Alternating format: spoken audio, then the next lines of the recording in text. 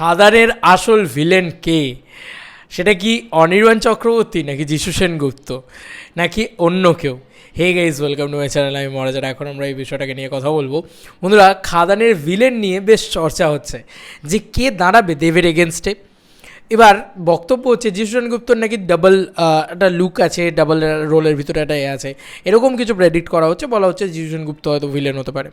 আচ্ছা, আরেকটা জিনিস বলা হচ্ছে যে কিন্তু তোমার অনির্বাণ চক্রবর্তী হয়তো ভিলেন হতে পারে।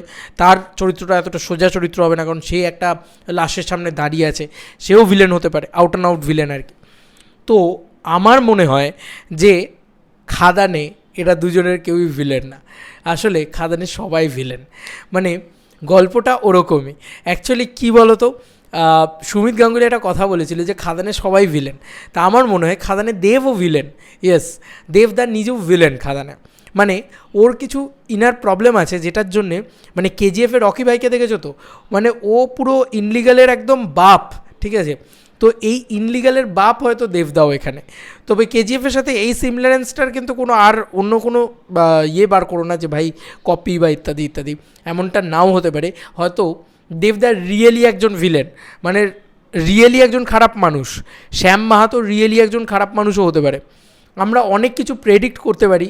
এখন যাই প্রেডিক্ট করব সেটা যেন মিথ্যে হয়, সেটা যেন ভুল হয়। অভ্রদা খুব সুন্দর একটা কথা বলেছে, যেন আমরা যাই ভেবে যাই না কেন সেটা যেন ভুল হয়, আর সিনেমাতে যেন অন্য কিছু বেরোয়, মাইন্ড ববলিং কিছু বেরোয়। তবে না গিয়ে অডিয়েন্স এক্সাইটেড হয়ে যাবে যে ভাই মানে কাকে ভিলেন ভেবেছি, কী হয়েছে। দেখো, প্রতিটা ক্যারেক্টার ভিলেন, প্রতিটা ক্যারেক্টারের ভিতরে ইনার ভিলেন সোল আছে। আমাদের ভিতরে যেরকম ভালো দিক খারাপ দিক আছে প্রতিটা মানুষের ভিতরে, সেরকমভাবেই কিন্তু এই সিনেমাটাও হয়তো ট্রিটমেন্ট হবে। যেহেতু কোল্ড মাফিয়া, কয়লা মাফিয়া, এই পুরো মাফিয়া রাজটাকে নিয়ে দেখানো হচ্ছে, অ্যাকশন হচ্ছে, ইত্যাদি হচ্ছে। তো আমার মনে হয় যাদের সাথে অ্যাকশন হবে তারাও ভিলেন, আর মানে গ্যাংস্টার ভার্সেস গ্যাংস্টার, তো সবাই ভিলেন।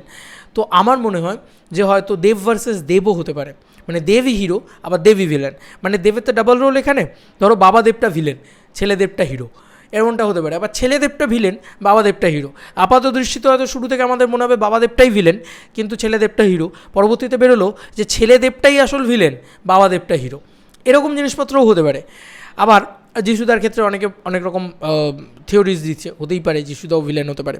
আবার যিশুদা হয়তো ভিলেন, কিন্তু তা মানে আমি বললাম না সবাই ভিলেন, হয়তো যিশুদা কারুর আন্ডারে কাজ করে। আবার বম্বে থেকে বিভিন্ন নাম শোনা যাচ্ছে, লাইক বিদ্যুৎ জামাল, তারপরে সুনীল শেট্টি।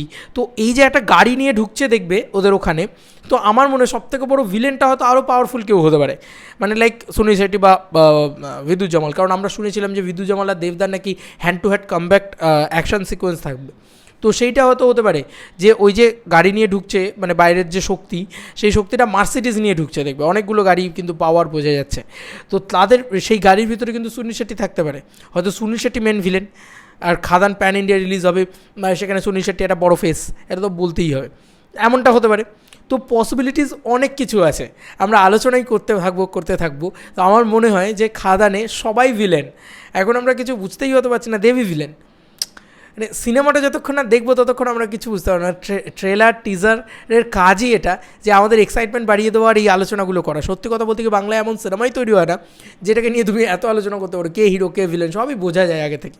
কিন্তু এই এক সিনেমার টিজার এমন সুন্দর বানিয়েছে খাদানের ক্ষেত্রে, এত আলোচনা হচ্ছে যিশুদা ভিলেন নাকি অনির্বাণ চক্রবর্তী ভিলেন, নাকি সুনীল শেট্টি ভিলেন, নাকি মানে অন্য কেউ হবে, নাকি দেবদা নিজে ভিলেন, কী হবে এক্স্যাক্টলি, এটা নিয়ে লোকের বিশাল এক্সাইটমেন্ট একটা। তবে এই পারদ কিন্তু খুলবে 20 ডিসেম্বর। আমার মনে হয় না এই জিনিসটা রিভিল করে দেওয়া হবে ট্রেলার বা টিজার 2-তে। এ ধরনের জিনিসপত্র করা হবে না, মজা রাখা হবে। আর সেটাই আমরা চাই, যা যা আমরা এক্সপেক্ট করবো শেষে গিয়ে যেন একটা করে শক মোমেন্ট খাই, আর আমরা বাংলা ছবিতে যেটা কোনোদিন কল্পনা করতে পারিনি সেরকম ধরনের জিনিসপত্র যেন হয়।